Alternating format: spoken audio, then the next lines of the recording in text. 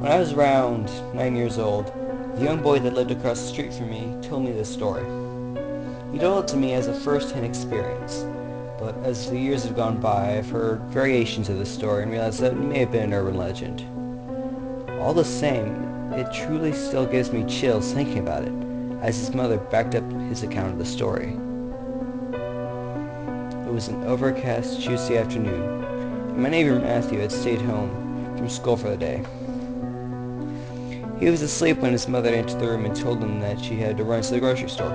He was not old enough at the time to stay at home by himself, so he had no choice but to go to the market with her. He rolled out of bed and threw some pants on before heading off to the car. His mother was in a hurry, hoping to be home before other children got off the school bus. Once they were finished, Matthew bounded out of the store, racing ahead of his mother and her shopping cart toward the car.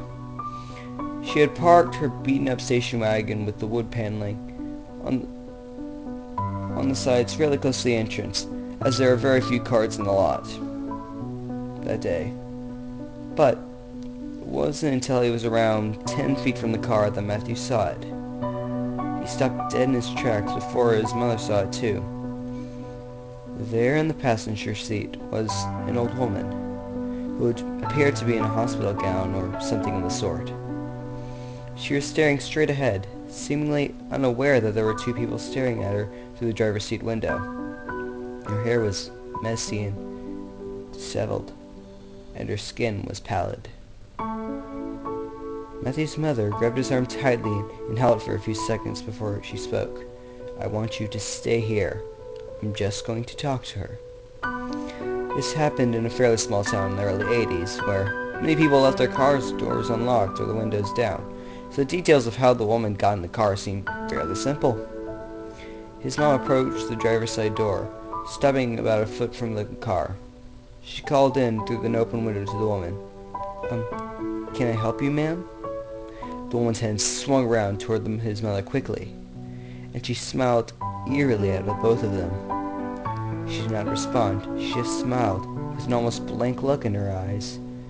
Matthew caught himself and took a step back as his mom repeated, "Excuse me, ma'am, can I help you?" It took a moment, but the woman finally responded. Her voice was shaky. "Get in," she said, beckoning toward them.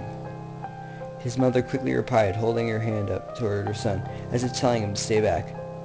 "Ma'am, I'm very sorry, but is there someone we can call to come get you?" There was a pause before the woman replied, "I live very close, and I just need a lift home. Please, get in." Again, she beckoned them toward the vehicle. "Ma'am, I'm sorry, but I can't give you a ride. But I would be happy to call someone that could come get you. Okay?" The woman seemed mildly agitated, and her retort was extremely forceful and sharp. "Get in!" Nothing about this felt right to Matthew, and apparently his mother felt the same way. She turned to her son and told him to run back inside and tell the manager to call the police. He ran. He told the manager exactly what was happening, and without taking a breath, he instructed him to call 911, not wanting to leave his mother alone outside with a seemingly unstable woman.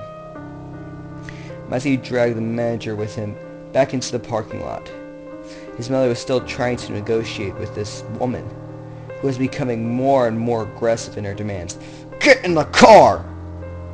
As I said, this is a very small town, so the police arrived very quickly.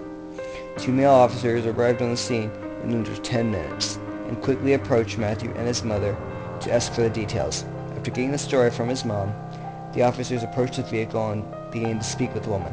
"Ma'am, please step out of the vehicle." The woman did not respond. "Ma'am, step out of the vehicle. We need to speak to you." Still, nothing from the old woman. The officer motioned towards his partner, who drew his weapon and nodded. He approached the passenger side door slowly. "Ma'am?" He put his hand on the handle. "Let's do this the easy way, okay?" He pulled the handle. The door opened. "Now, step out of the car." She looked at him, wild-eyed, but said nothing. Now the door swung all the way open. The officer placed his hand on the woman's arm and slowly pulled the woman up and out of the vehicle.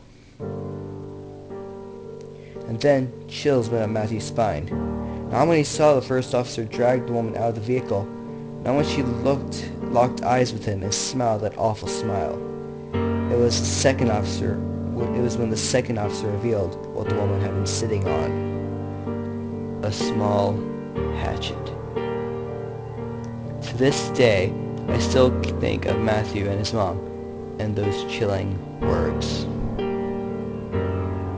Get in!